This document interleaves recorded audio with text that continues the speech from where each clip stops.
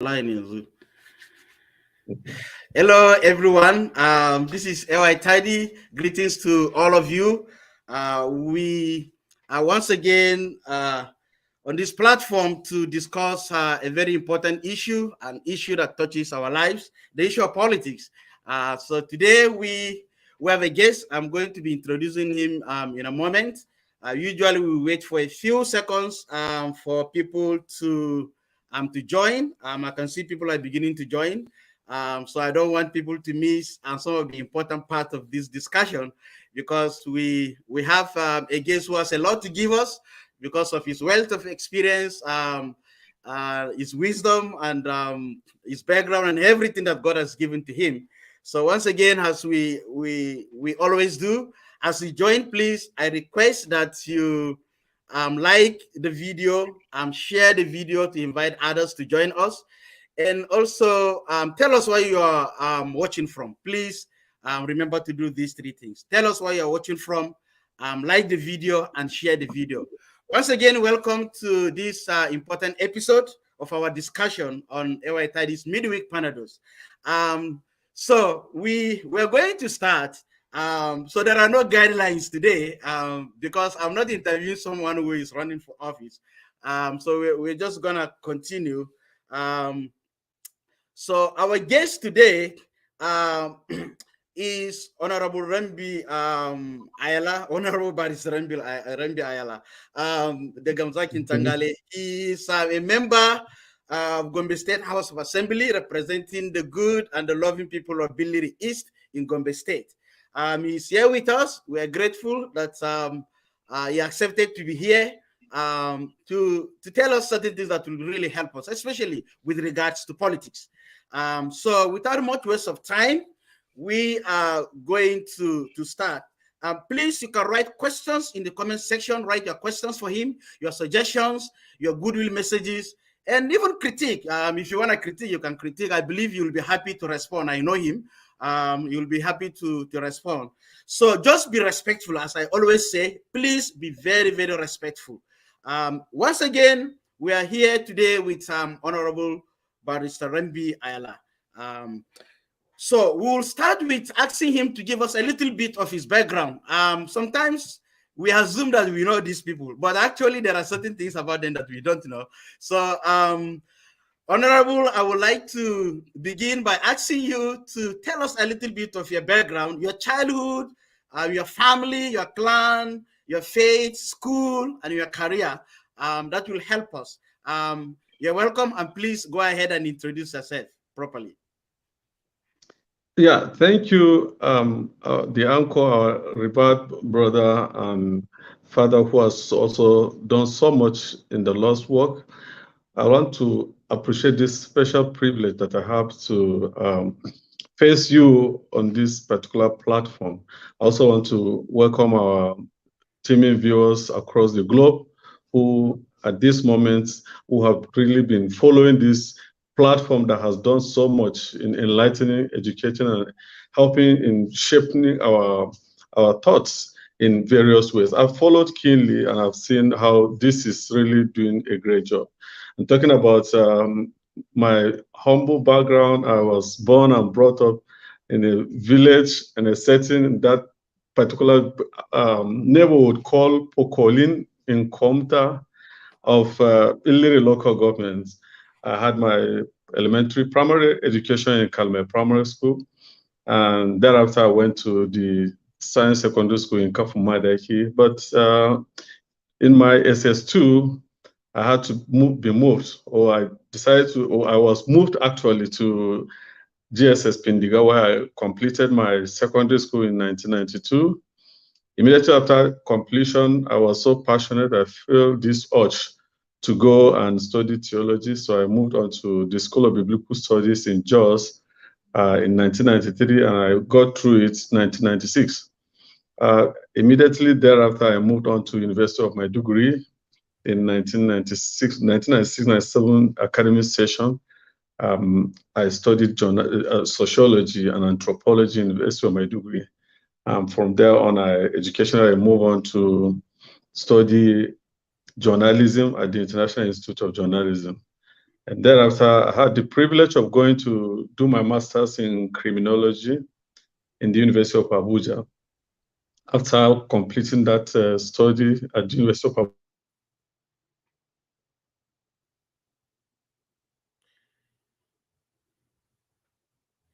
the University of Jos, applied in the University of Jos, and I was given admission in the year 2013, the academic session of 2013, in the University of Jos to study law.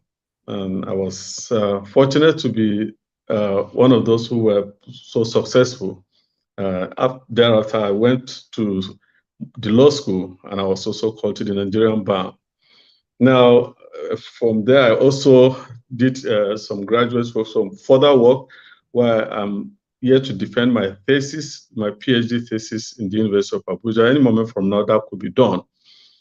That is for that as far as my educational journey is concerned. But as an average child that was born and brought up in Biliri, who knows every nook and cranny of Biliri, who has grown up with his parents and grandparents, I've always been keenly interested in the affairs of Tangale right from my toddling age. So inquisitive, asking my mother and father, of course, and my grandparents to know as much as I could absorb as far as the Tangale people and the Tangale land is concerned.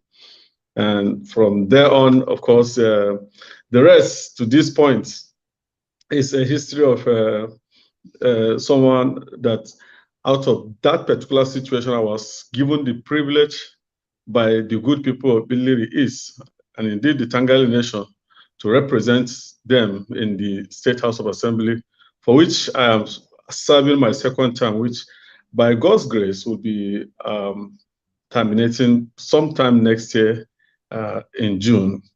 Now, I represent, you did mention that I represent the good people of Biliri East. Of course, the good and loving people of Biliri East, of course, including the bad ones too, I also represent them because we are talking about a society.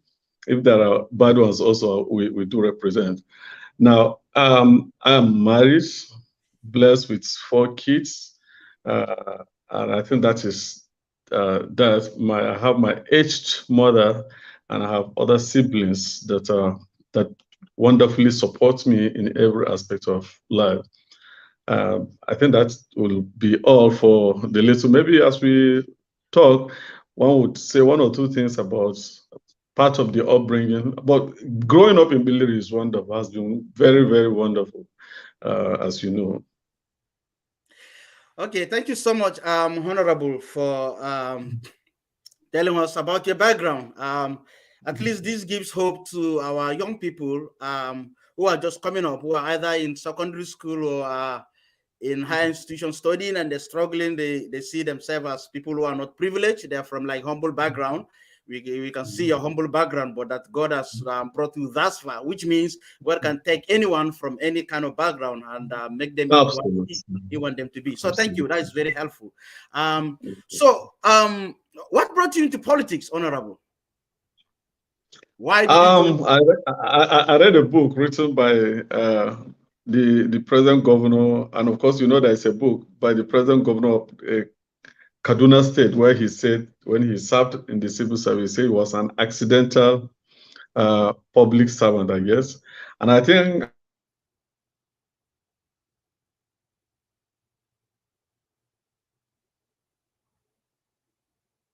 elective position and also getting myself elected to represent my people. That had never really crossed my mind.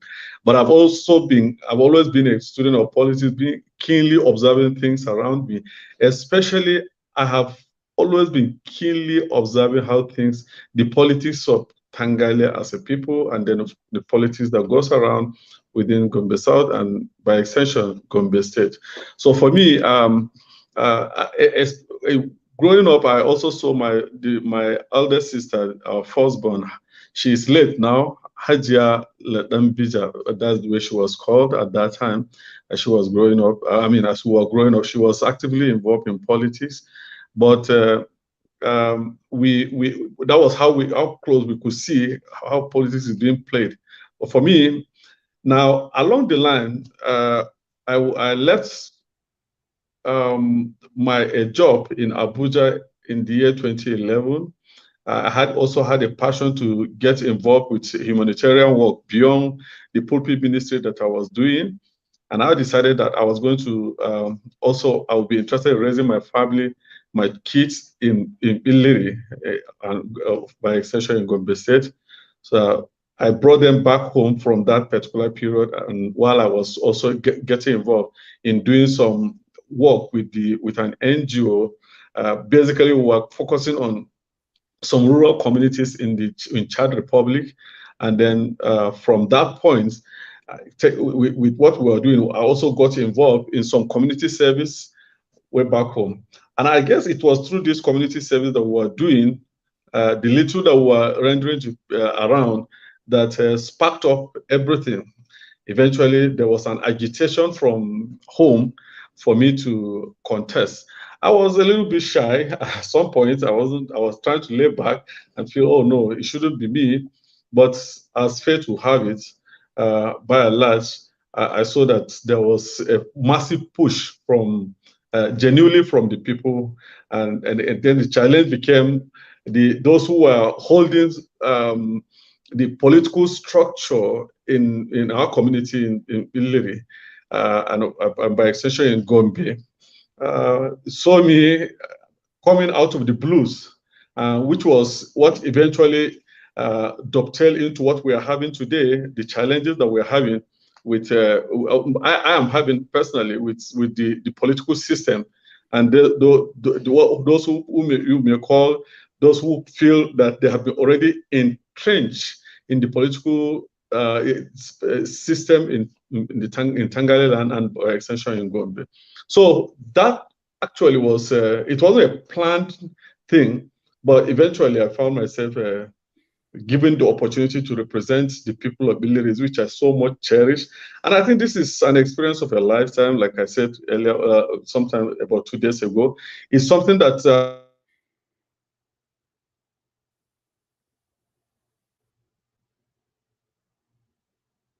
represent the people.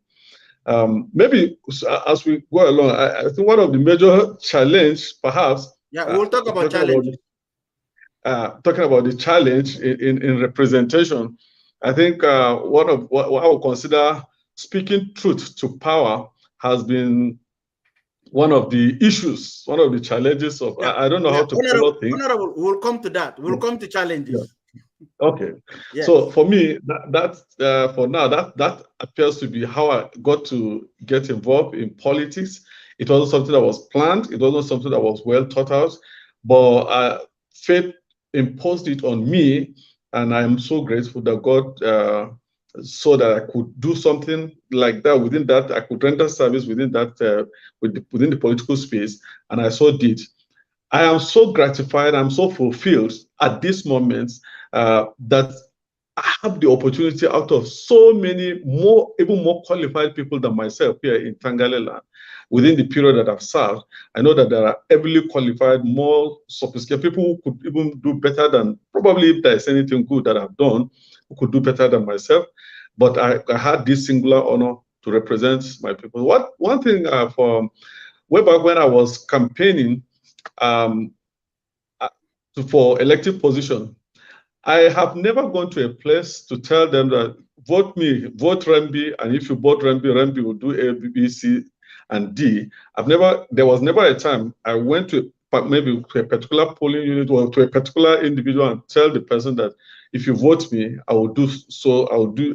But my trust has always been, my covenants with the people in Iliri is, and in all my electioneering campaign has always been, if you vote for me to represent you, I'll truly be your ears, I will be your eyes, I'll be your mouthpiece. I will stand by this covenant, I will defend your interests, I will stand by that.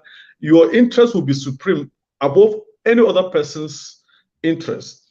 And I think within the period I've been given this opportunity to so represent, I have never, and I can never trade the interests of the people that had sent me to represent them for anything.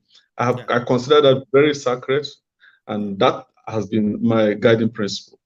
Okay, So you are already, thank you so much for talking about these issues, about your background, what brought you into politics. And you've already also started talking about your journey, which takes us to my next question. I'm trying to rush this because I want us to get to the main thing, which is talking about Tangale politics. But you've served for about 7.5 years now as a representative for the people of Billiri East. My question is, what do you consider as your major achievement as as a person who represented his people? So give us like either two or three. Give us a list. What do you consider as your major achievement as a lawmaker? Yeah, well, as a lawmaker, I think I have spoken eloquently and I have convincingly spoken the mind of the people that I represent. I've stood for them. I've also projected that which, and that is the essence of representation, for you to be able to articulate their position, to you to also be able to ensure that what is being brought in the commonwealth of the states, you are able to also push the basic needs of your people across the government. A legislator is not someone that executes projects. It's not part of my responsibility to execute projects, but it is part of my responsibility to ensure that whatever is being done within the Commonwealth of Gombe State, I am also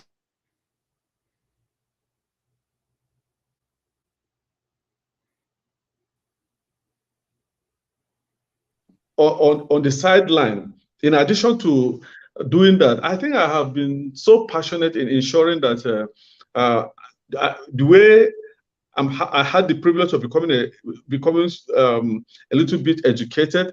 I have also always had the privilege of trying to touch lives in terms of motivating the young ones to go to school, paying for their school fees, paying for ensuring that they are pushed, encourage them through to ensure that they've gone to school. And I have quite a number. I can't remember. I don't have. I mean, there are countless number of our young ones that have really supported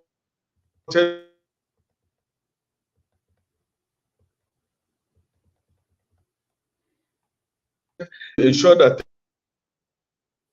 the wealth of knowledge. It is my belief that when eventually they are well educated, they will help our society. And then, of course, within the period of representation, I'm not one person that maybe that I would say having facilitated, giving job appointment, job placement to Mr. ABC, then I'll come up on Facebook and say, oh, I've given job to this. But I think there are quite a number of our young ones that today they are working in governments because Rambi Ayala has been responsible. Rambi Ayala has gone out of his ways to influence, to ensure that they got employed, which we have quite a number of them. And each time I see them, I'm glad. I'm happy to see their progress, and I keep monitoring. And sometimes someone asks me, they will say, "Oh, Rambi has not really empowered anybody." I say, what could be more of an empowerment than ensuring that I have quite a number of people, even now, right now on my payroll, even after this representation, I will continue to ensure, I will continue to support them, molding them academically. What more of a support, what more of empowerment could be better than giving somebody a fishing net?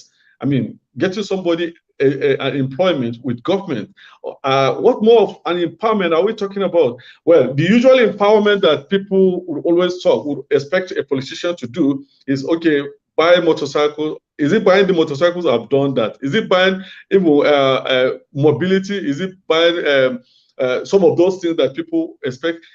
Every now and then, those are things that we are not supposed to, in our developing and evolving politics or polity in Nigeria. Those are things that people try to say as if this is what it's called empowerment.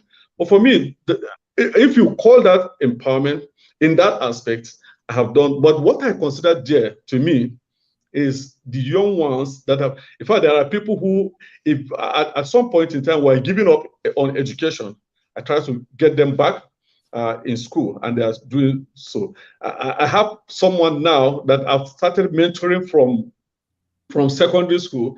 And right now, I have gotten him back. He's finished his first degree. I've also gotten him in the University of Jos. I paid his school fees. He's going for his master's. I'm also looking forward to pushing him to have a PhD. And then I have a set of other young ones now. Again, another set that I'm supporting. They are doing their undergraduate studies. So at the end of the day, I want the son of nobody to become the son of somebody someday. And I think that is the only way that we'll have a leveling ground when we're able to encourage our young ones to become educated. So for me, empowerment in terms of education has been very key to me. And I try to do that revolution. I don't come mouth it, except for now that I'm talking about it. But these are things that everyone that knows me, especially the beneficiaries. I give you an example. I've had an encounter just recently. I think one of our young chap who is so passionate about education, but unfortunately the person got involved, so unfortunate to go involved. And I think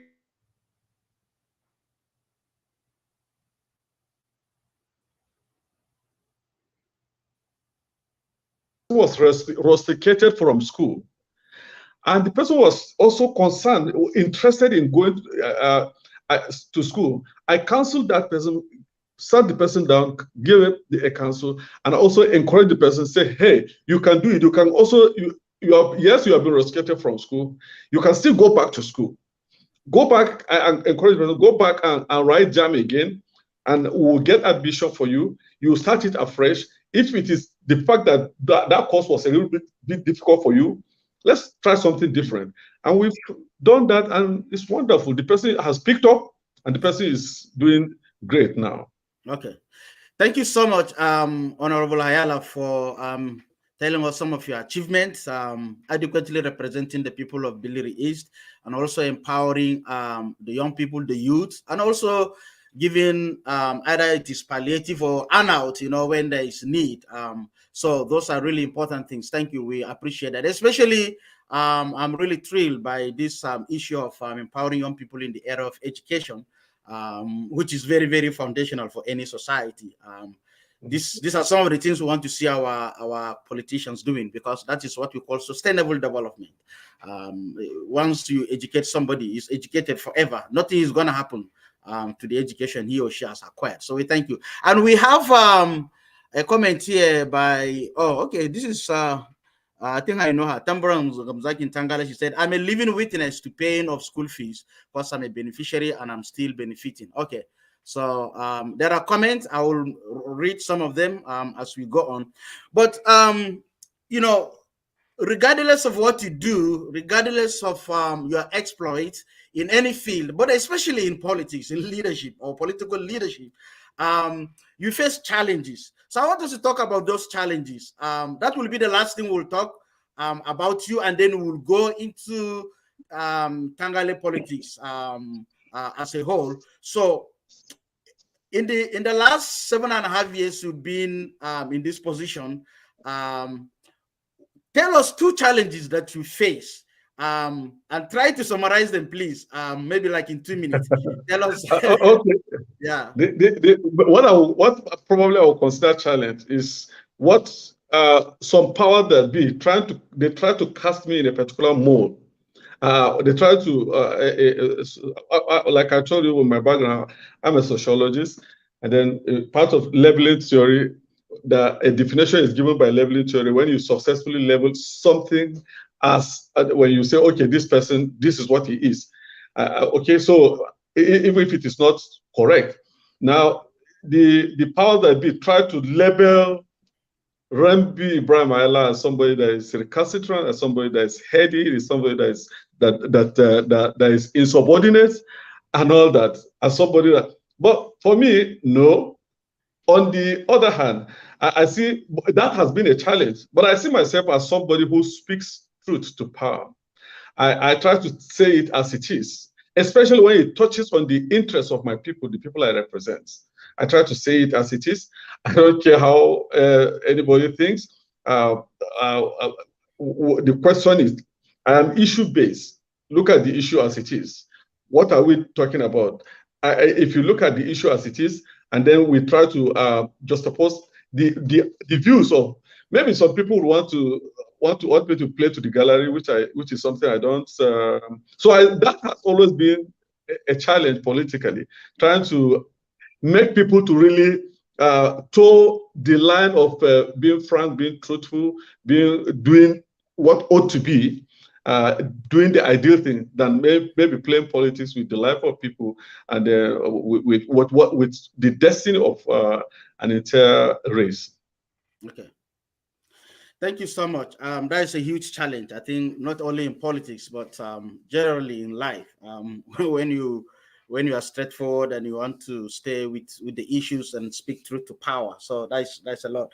Well, viewers, once again, thank you for coming today.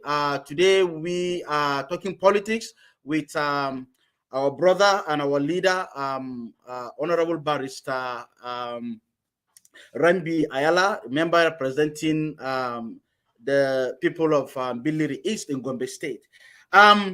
So we're going to talk about Tangale politics, and by extension, Gombe South, actually, because the two are intertwined. From your experience, Honorable, what do you think are some of the major challenges of Tangale and Gombe South politics that the ordinary person on the street may not know? So generally, we know the general challenges that everyone can talk about. But as an insider, what are some of the challenges of politics in Tangale land that an ordinary person may not know? Tell us one or two, and let's see why we go from there. Yeah, time was when we had great voices like the late Waziri of Tangale.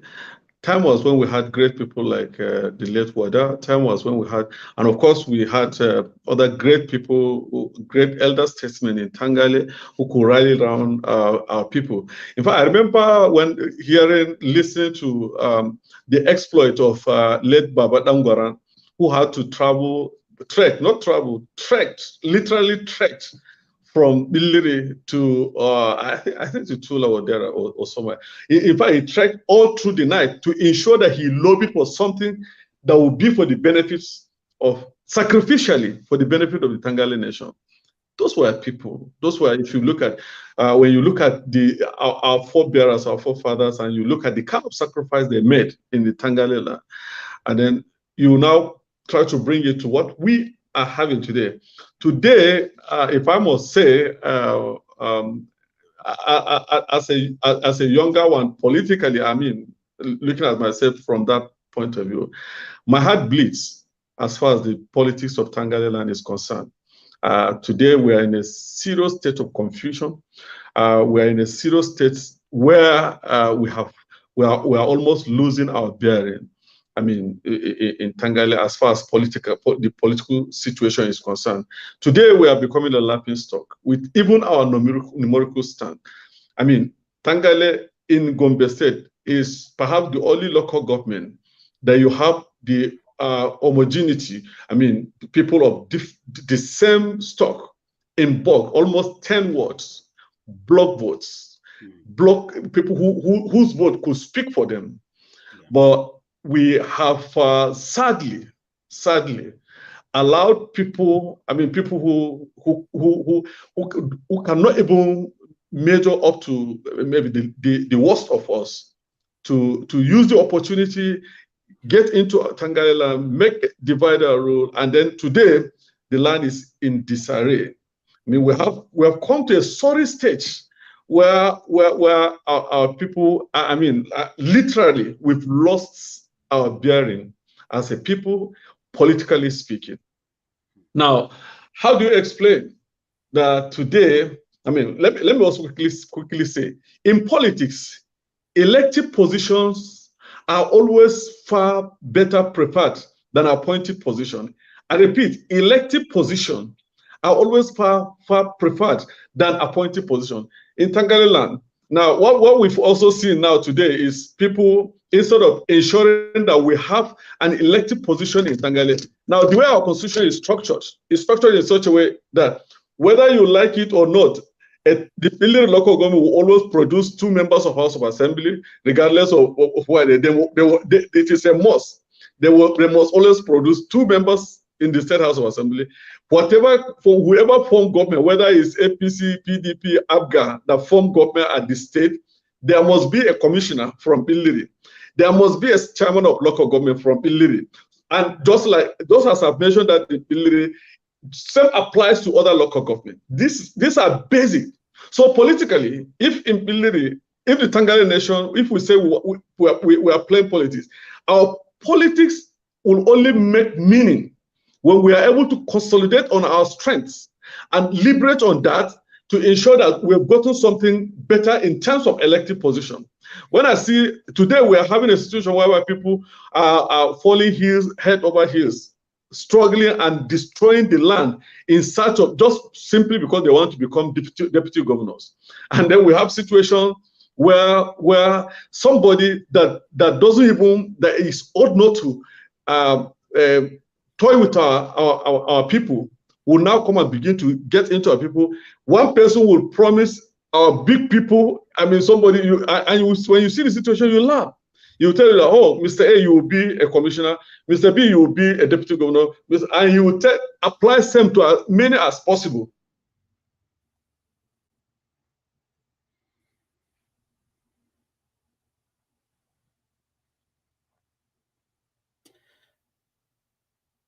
Okay, we lost him, but I believe he's as we go through 2023 today, now you ask yourself, as a Tangale person in Tangale, with all our voting strength, with our voting strength, and with all this strength that we're supposed to bring to the table, as we move into 2023, what really is there for the Tangale man? Now, I'm not talking about, I'm speaking as a Tangale person, the average Tangale person. Forget about whichever political party. What really do you have? What are the political parties? What are we really even bringing to the one or also asking for? Now, I think it will be a sad commentary if at the end of the day, the Tangale man will now be thinking that, oh, after all said and done, then perhaps I will have what I will call a deputy governor to myself. I think deputy governorship is for me, if you ask me, it's just something that is by the way.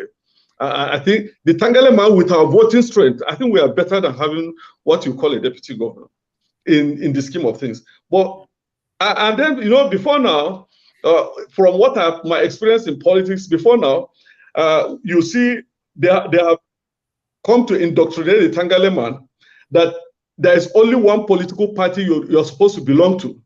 If you dare take another political party or even change to another political party, you have committed one crime. But I say, hey, look at the way this politics is being played in the other side of Gombe State, in Gombe Central, in Gombe North. Let me even use names. Who will tell me that he has benefited in Tangale and that he has benefited in PDP more than His Excellency former Governor Danjuma Goje? Who will tell me that he has so benefited in PDP more than him? Today he's in APC. Who will tell me that he has so benefited? In fact, who tell me one person that has received an award for being a member of PDP from 1999 in Tangale to date? That is even better than, I mean, Governor Inoue has been a member of PDP and now he is the governor. He went to APC, he went to CPC and all that.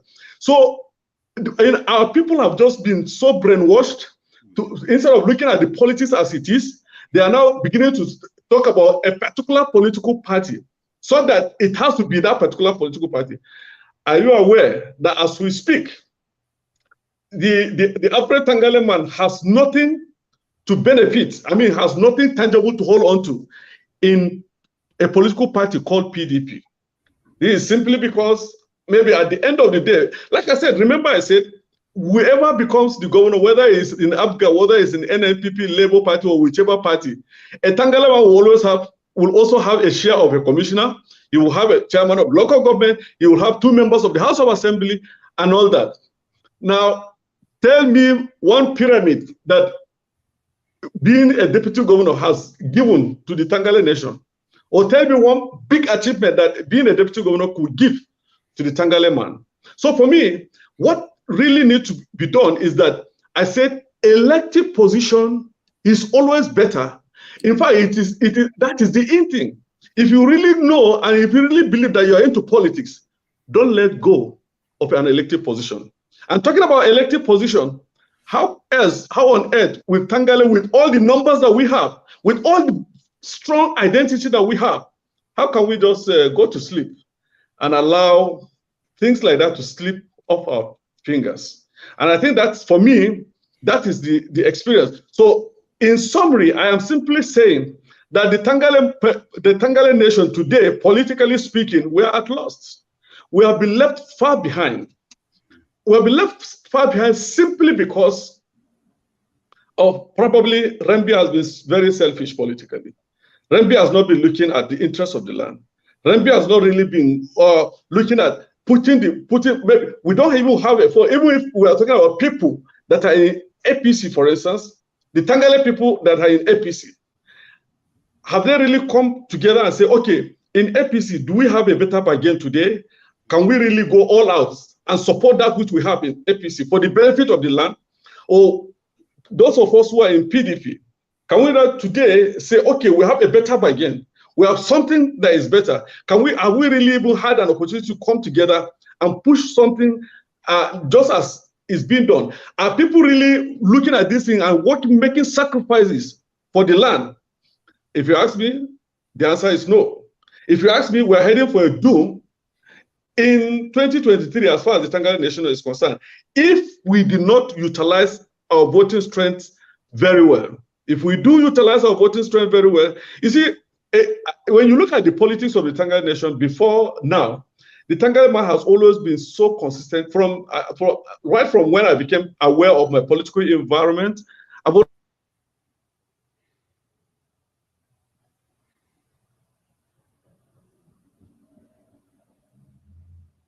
to protect and preserve and push for that with border on the interest of the Tangale nation. But what we are having, some of us here, including myself, I think we should be ashamed of ourselves today as a people. We should, every one of us, the politicians in Tangale, we should truly be ashamed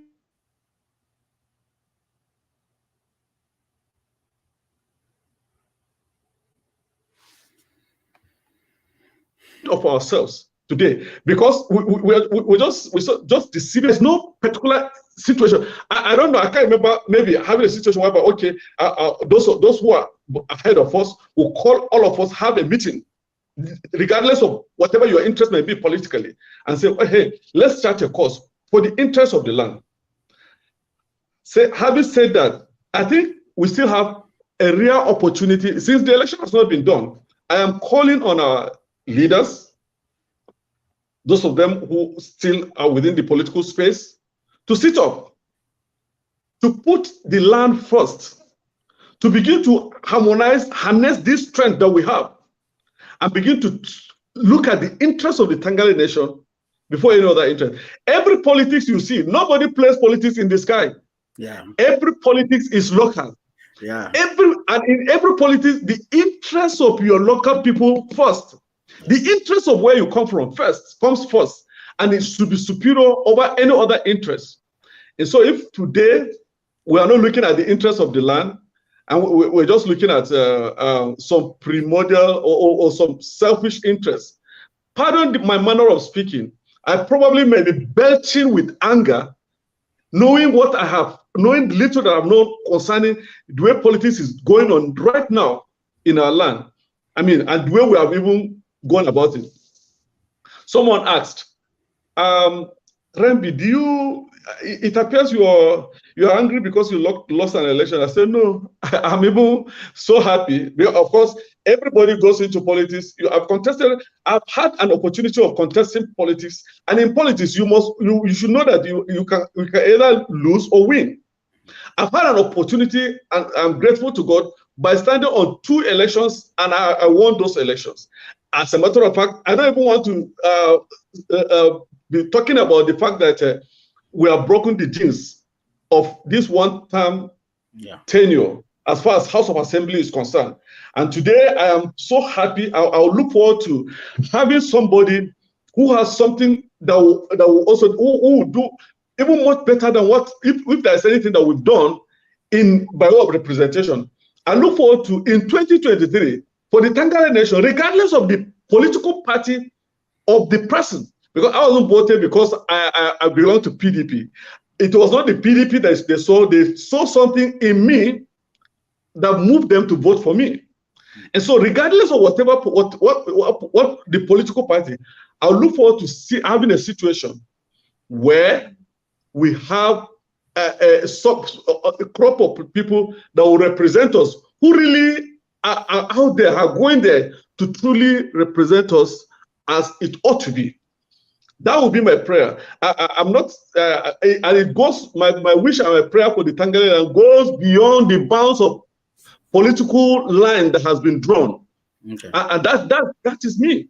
So that, and it has nothing to do with let me tell you, I remember in the past, I saw a situation where our party leader or a party leader, because of a particular pressure, he was the leader of the party, but never voted for the party because of a particular interest.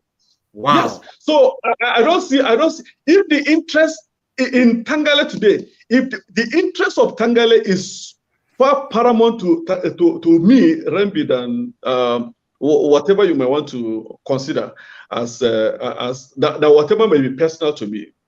So for me, that are there challenges in Tangale politics? Yes, I did mention that the way we saw it being played before now, that brought the little achievement that we've seen. That I've mentioned the late Baba Dangwaran, who had to trek to ensure that the headquarters of Tangale was brought to Biliri. He made sacrifice to go and lobby. And you can count countless number of people who did that kind of thing for the land. Do we have people today who would want to make such sacrifices to ensure that we move ahead? Something has come to us as a people.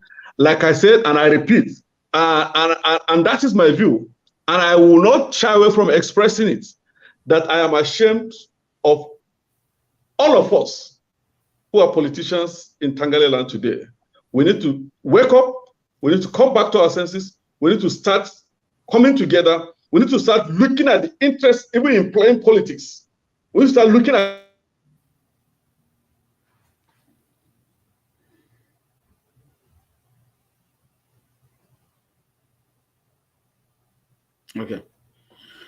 Okay, thank you. Can you hear me, Honorable?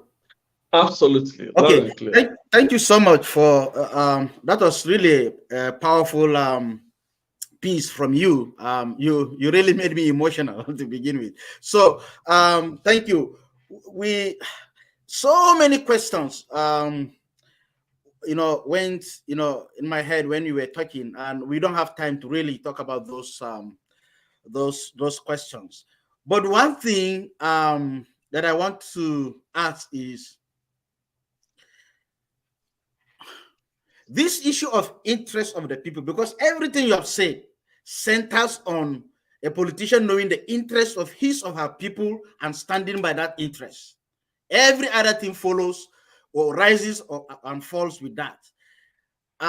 Is it that politicians don't know this? Or what is the problem? Why? Because there are many instances where we who are lay people, the ordinary people who are not into partisan politics, who are not running for office, or who are not serving as representative, we see again and again our politicians shying away from our interest as a people.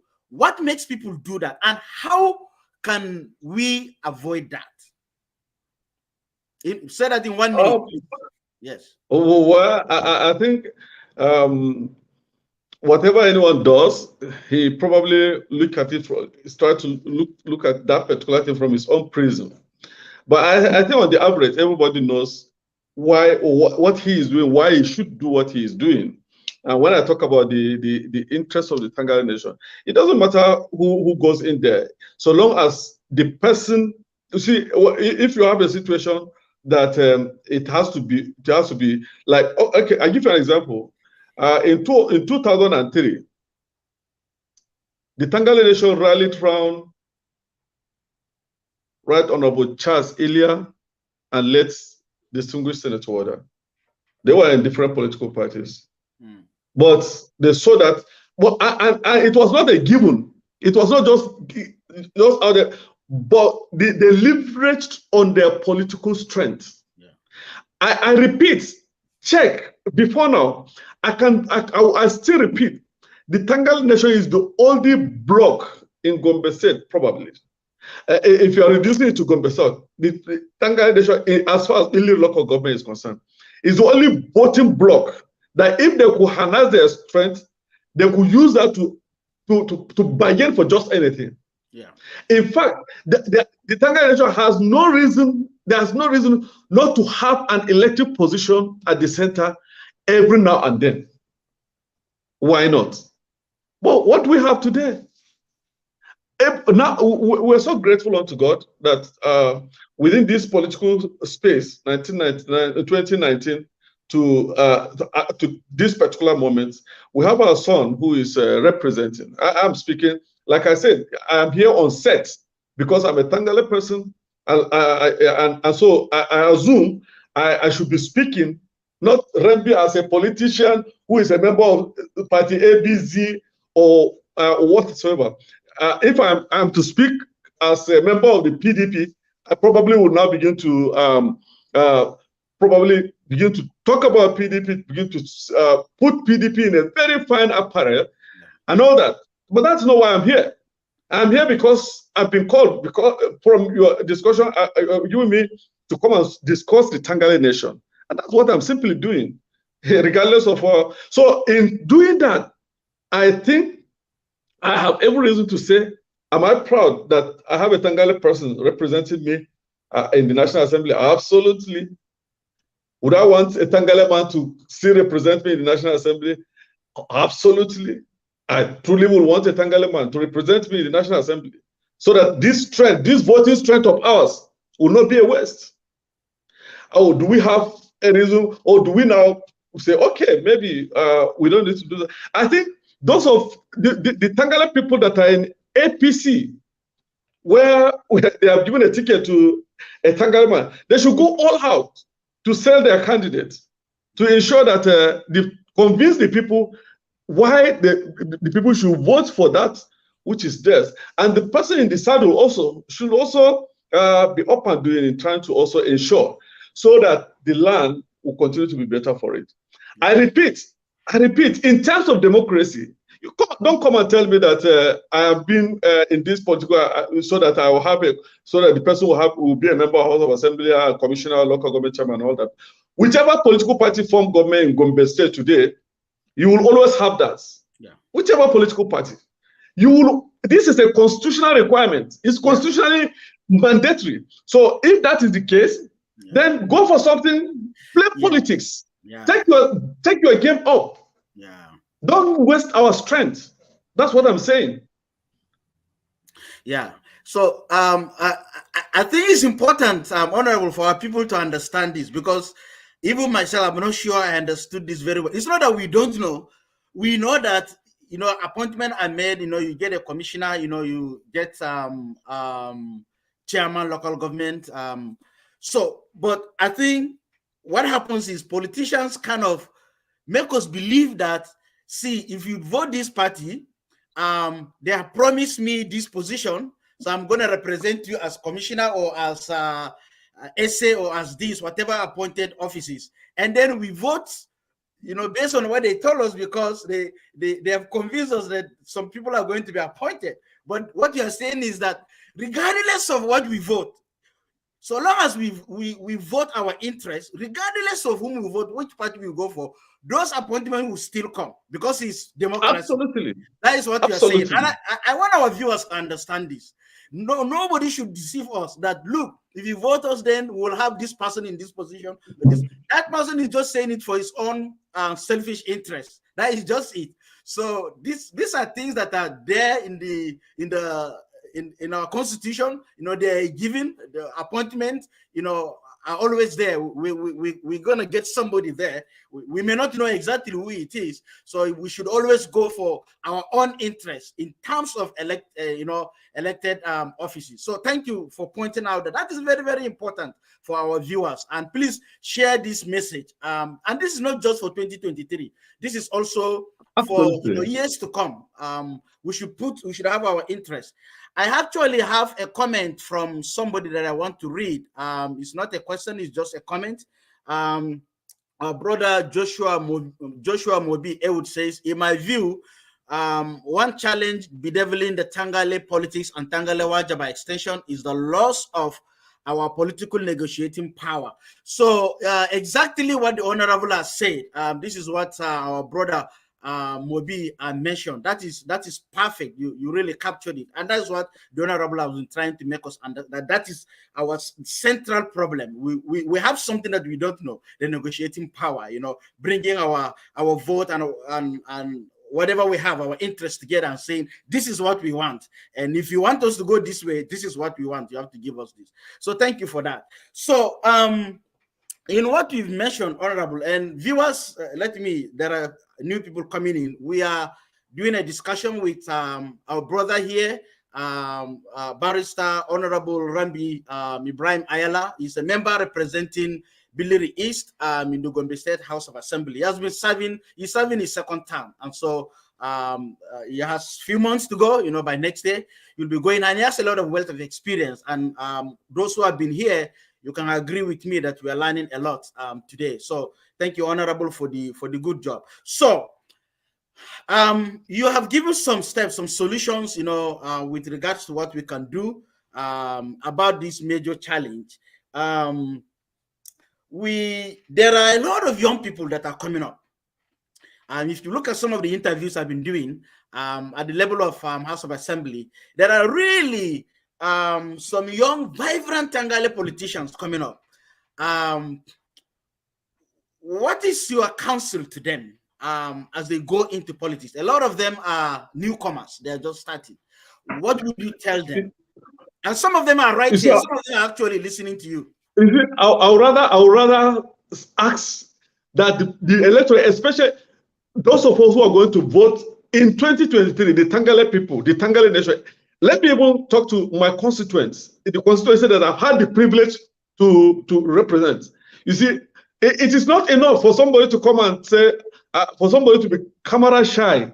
In coming to face the people, Biliri is very sophisticated. The Tangale nation demands much more than what, it's just not enough. Anybody who is offering himself for elected position should come and tell the Tangale people, should come and convince us. It's not enough for somebody to start going to when a family is bereaved, what he has not been doing before now. He now start going out to say, okay, he's going to greet people. I've seen a number of some people who never had any shared human relation, their human relation has always been zero, and they're trying to pretend it now because they are up for elected position. No, the Tangale person you come and tell the Tangale man, what really do you want to do? Which is why this program that you're doing is good.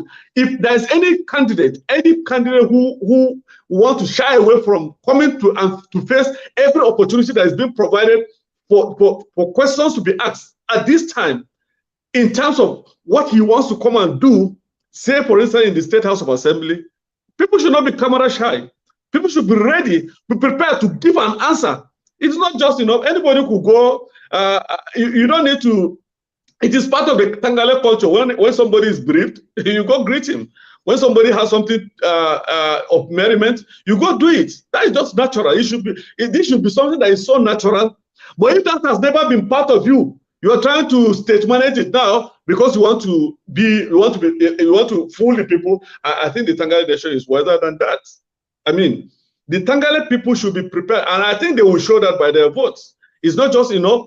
And like I said, you see, anybody that is being elected today, whether it's from ABGA, whether it's from NNPP, whether it's from PRP, whether it's from PDP, whether it's from APC, in Biliri West and East, head or tail will still be a Tangale person. So there's nothing. So we should go for the best. We should be prepared to go for the people that we know that will represent our interests as he should. We shouldn't just simply go, especially now that the beavers will work. INEC has innovated these beavers, which means the votes are going to count in every polling unit. So it is not just, it's no more business as usual, where somebody will now, like I said, when somebody know, all of us in Tangale, especially as far as House of Assembly is concerned, we know the track record of everybody. So it's just not enough. So we should be able to critically scrutinize. Else we'll have people who will mortgage the Tangale nation and their interests. I mean, some people can even sell their mothers. So we should, that is why we must ask questions.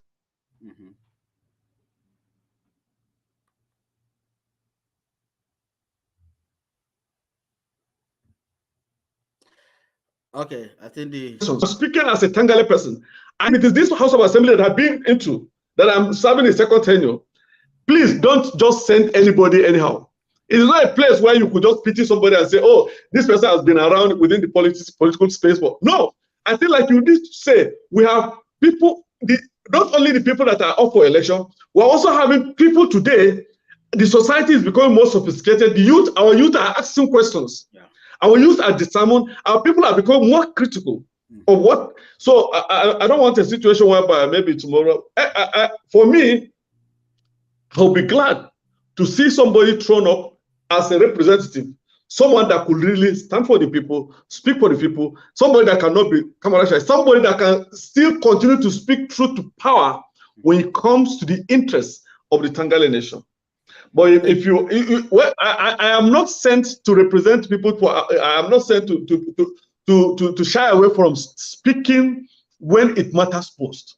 Yeah. So I don't expect that the Tangale people will now, in 2023, will now just walk to the polling unit and say, okay, we just want to vote this person because he has been around within the political space, or because he is my friend, or because he's this. And even when we know, oh, we want to overlook whatever we know about the person. No, I think we should be more serious. Election is becoming a bit more global now. We've seen in other climes what is happening. People are being subjected and being critically x-rayed before they are being voted into power. Of course, I'm speaking on this because, like I said, head or tail, whether the person is in whichever political party, as Tangale people, head or tail, if you vote the person, you are voting for the Tangale people. But let me also conclude by urging and calling on our elder statesmen to close ranks. We have elder statesmen like Baba Ambassador Saidu. We have elder statesmen like Dr. Mado. We have elder statesmen like Comrade Dalai Baku. We have elder statesmen, name them. We have elder statesmen who could pass for that. I think they should close ranks. I think they should come to a table. I think they should come and discuss. I think we need to come together and begin to look at what we ought to do in order to take the Tangale out of the woods. Thank you so much, Honorable. I have a comment here from Bathsheba Bikroch. She said that's why we need people like you that can stand and fight for the Tangale land, because for me, I didn't see anyone that is courageous like you, always trying your best to speak the truth no matter what. So for me, you're good to go. Okay, thank you for your comment, Bathsheba. General Madison from Abuja says, when you are home, so she's speaking to you, Honorable, always meet the youth and talk to them with love and wisdom. They will key into your thoughts. Let them see reason why they should shun evil vices and work for a better land, no matter the political party, no enemy. My husband does that whenever he goes home to his village. So thank you so much, Mrs. Janice Madison. Our husband is also a politician, so she has some experience with this. Ila Amado says, as an experienced member of Gombe State House of Assembly, serving for almost 8 years, what can you say about our people taking or having ideology of belonging to certain political parties first over main interests of Tangale's emancipation, especially when we are approaching the 2023 general elections? This has been answered adequately, I think, except if the Honorable wants to say more about this. I think he has captured this already. Mr. Ila Daniel Modo, that is an excellent question, well captured. But I think it has been addressed, except if Honorable want to say something. Our time is almost off. I will like to talk about two more things before we close. Viewers, thank you so much for your comment. And you can keep the comment coming. We can answer them even after this program, and even after the live program. You can write questions and comment. I will try and come around and I'll respond to some of them. I try to do that. So we've been talking about the interest. Politics is about interest, of course. And we've been talking about the interests of the Tangale people since we are talking about politics in Tangale land. Politics affects everything in people's life, everything. And one of the things that politics have tempered with or have impacted in Tangale land recently is the My Tangale stool.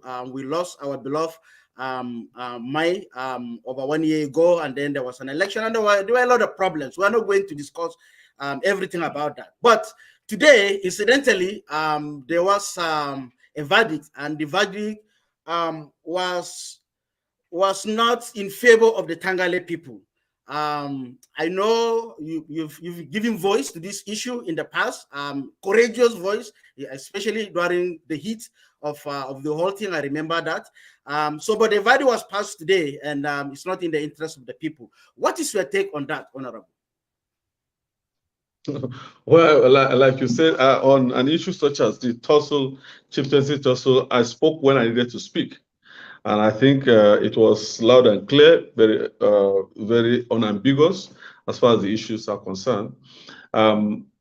As a lawyer, I do know that the beauty of the law courts, if somebody has grievances, he goes to the court to ventilate his grievances.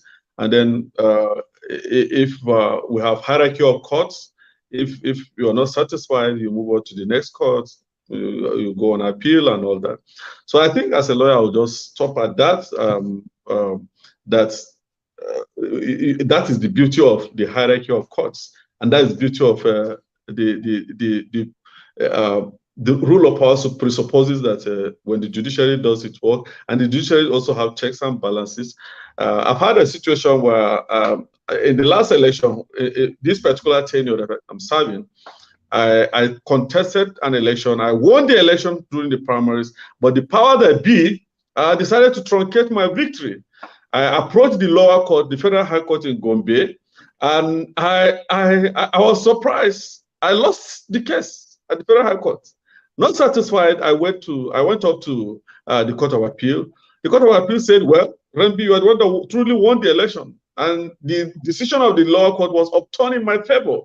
And then my opponents felt, the Court of Appeal did not do the right thing. My opponent went to the Supreme Court, and the Supreme Court affirmed my victory. So that's the beauty of democracy. That's the beauty of the separation of power. That's the beauty of within the judiciary. That's the beauty of the hierarchy of courts. Until maybe so that is the much I could say as far as that is concerned. Okay. Thank you so much. And for the Tangale people, will continue to pray for this issue. Of course, our lawyers will be appealing this case to the appeal courts in Jos, and we are confident that victory is ours with God standing by our side. We will continue to pray about this issue. We are not shaken. In fact, someone told me that, are you going to postpone the program today? I said, why? And then the person said, well, because of the verdict in Gombe. Because I said, no, that will not stop us from discussing these issues. We are not shaken. We kind of, to some extent, expected this would happen. So we are ready to move forward, God helping us. So we'll continue to pray for that. So as a people, so that justice would be done. So as we close, people would like to actually hear your thoughts about what is happening at the national level. Briefly, we're going to do this briefly and then we close. There is something that is happening, something that is unprecedented. The huge organic and unprecedented movement by young people at the national level, which is like a revolution that is saying we are fed up with all these old corrupt politicians that keep, recycling and keep moving our country. The country is going down a spiral. So we want change. We want something fresh. And it appears that it's no more about party. Yes, the candidate is in the Labour Party, but I've talked to so many people, I've discussed with so many people, and it appears that it's more about the interests of Nigerians, especially the young people. What are your thoughts about what is happening in the country? What is causing this, and where do you think this is leading to? As briefly as you can, please. Well, interestingly, the 2023 election, until when the last ballot is counted by INEC, and then announcement is being made. But one could, I don't want to mistake the frenzy within a particular segment of our people expressing their view on the desire. I give an example. I've had cause to travel from what time from Jos. Immediately after, even getting to Saminaka, from after Mr. Ali, I stopped seeing the picture of a particular candidate that is being touted all over the social media. I went through Saminaka up to pass through some parts of Kaduna, Kano, and Katsina. You don't see the picture of that particular person, but it appears popular elsewhere in other clans. Nigeria is a very beautiful, big country with a lot of dynamism, in terms of the ethnic and the religious configuration and all that. So for me, the 2023 election, I'm anticipating with bated breath, and I look forward to seeing the final outcome. It is too early to call at this moment for you to now begin to predict and maybe just suppose and say, okay, this person, this person is going to be. But I think on a more serious note, what will make our electioneering process, ensuring that we have a very strong institution, especially the INEC, empowering INEC. If INEC, after this 2023 election, test run the beavers and ensures that election results are directly transmitted from each polling unit, and then if that reflects truly what it is, I think subsequently we'll begin to have a redefine, and then maybe you can even make some. But although you know that even in organized crimes in the US, for instance, in the last but one election that took place, I mean, all the projections were against the Trump then, but eventually he won. So so you never can tell what will happen. But we wish we have no other country than Nigeria. As a Nigerian, I will exercise my civic duty. I will also ensure that the candidate that I believe in, I will also canvass for such candidate.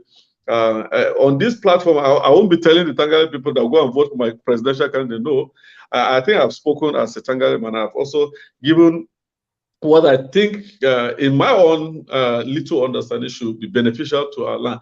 But for us as a people, I think our election process is still being remolded, and maybe someday, maybe by 2027, we will have a near predicted kind of situation if we're able to manage this one very well. And I do truly wish us, pray for our country, and wish the country that eventually will have a very refined and good process. And maybe as we pray along, election is not just the function. Selection of leaders is not just only the function of prayer. So we must also pray. We must also be diligent. We must also go out there, exercise our franchise, and also ensure that our vote counts. And I know if there's any other place that where the vote is going to count, I know that building the local government, the Tangale nation, building local government is going to be one. I was to, you were to ask me the policy of Gombe, so I know there's no time, but I want to tell you that today, when you look at Kaltungo local government in Gombe South, within my little understanding, I think if there's a particular local government that has become so sophisticated, politically speaking, I think it's Kaltungo local government. And I am so happy for Kaltungo local government. I mean, I'm so happy for the way the politics is being played there, and which is what made them a bit more progressive, and I repeat, more progressive than any other set of ethnic nationality you could see in Gombe South. This is my opinion, and if you ask me to justify what I've said, and I still maintain, at least for now, I know that Katunga local government is one of the local government that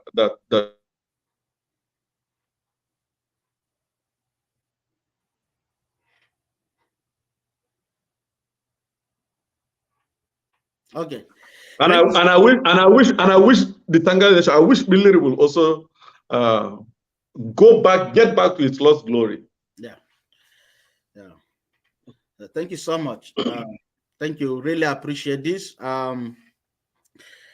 So we've been talking to our brother and Honorable Rambi Ayala, and he represents Biliri East constituency in Gombe State House of Assembly. And we had a really good discussion with a lot of thoughts, a lot of things that are very helpful.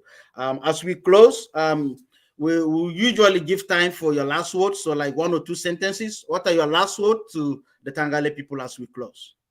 Yeah, first of all, is to thank you for this innovative idea where you have provided a platform to engage the people, to educate the people, to allow some of us and as many as possible with our own particular views, no matter how uncut they might be. I mean, you have given that opportunities. So I want to thank you very much. And I also want to urge our people that we should continue to go all out to do the needful to ensure that whatever you can do that will put the Tangale nation on the trajectory of development, growth, unity, please do it.